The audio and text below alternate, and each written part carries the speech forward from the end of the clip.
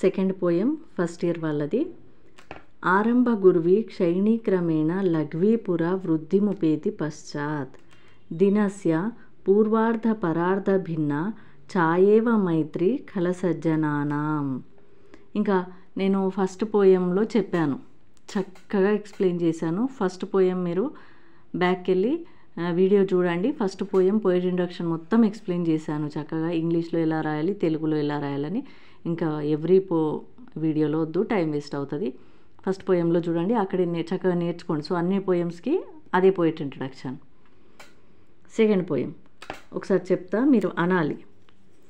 ఆరంభ గుర్వి క్షైణి క్రమేణ లఘ్వీపుర వృద్ధిముపేతి పశ్చాత్ దినస్య పూర్వార్ధ పరార్ధ భిన్న, మొత్తం చూసుకుంటే వర్డ్ అంతా, పూర్వార్ధ పరార్ధ భిన్న ఛాయేవ మైత్రి ఖలసజ్జనానాం. ఓకేనా. ఇంకా మీనింగ్లోకి వచ్చేస్తే భావంలోకి. చెడ్డవారితో స్నేహం పొద్దుటిపూట నీడవలె మొదటగా ఎక్కువగా ఉండి క్రమంగా తగ్గిపోతుంది. మంచివారితో స్నేహము మధ్యాహ్నం పూట నీడవలె మొదట చిన్నదిగా ఉండి క్రమముగా పెరుగుతుంది. ఇంగ్లీష్లో like A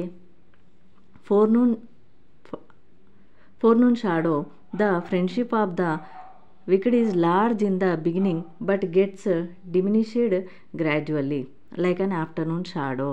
The friendship of the good is small at first but gets enhanced gradually. So చెడ్డవారితో స్నేహం చేయకూడదు, అది మనకి తెలుసు. పెద్దవాళ్ళు, మన ఇంట్లో వాళ్ళు కూడా చెబుతూ ఉంటారు మంచి మాటలు మీకు అందరికీ. అయితే ఇక్కడ పోయంలో కవి ఏం చెప్తున్నారు పద్యంలో అంటే, చెడ్డవారితో స్నేహం ఎలా ఉంటుందంటే పొద్దుటిపూట నీడవలే.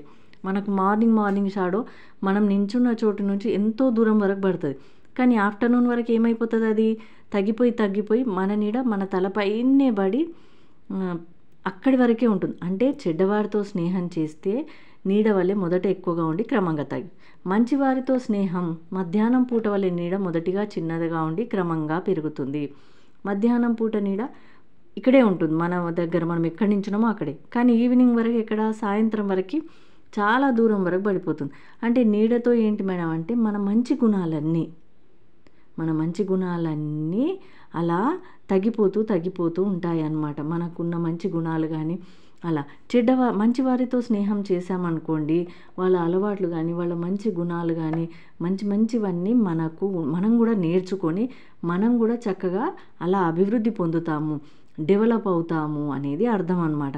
మన డెవలప్మెంట్ అంతా ఇప్పుడు మధ్యాహ్నం వరకు చెడ్డవారితో స్నేహం చేస్తే ఇంకా తగ్గిపోయి మనం కూడా వాళ్ళలాగానే తయారవుతాం ప్రతి విషయంలో, అలవాట్లు కానీ మంచితనంలో కానీ హెల్పింగ్ నేచర్లో కానీ ప్రతి దాంట్లో.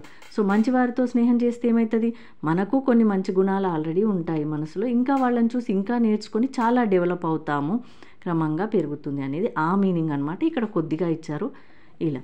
ఇంకా ఆరంభ గుర్వి స్టార్టింగ్లో ఆరంభం, క్రమేణ క్రమక్రమంగా, లఘ్వీపుర వృద్ధి డెవలప్మెంట్, దినస్య దిన అంటే మార్నింగ్, పూర్వార్ధ పరార్ధ భిన్న మార్నింగ్ నుంచి ఆఫ్టర్నూన్ వరకు, ఆఫ్టర్నూన్ నుంచి ఈవినింగ్ వరకు, ఛాయేవ మైత్రి ఛాయ షాడో, మైత్రి ఫ్రెండ్షిప్, కల సజ్జనానం సజ్జనులు గుడ్ పీపుల్. ఇలా కొన్ని వర్డ్స్ అర్థమైనాయి కదా మీనింగ్ పోయంలో.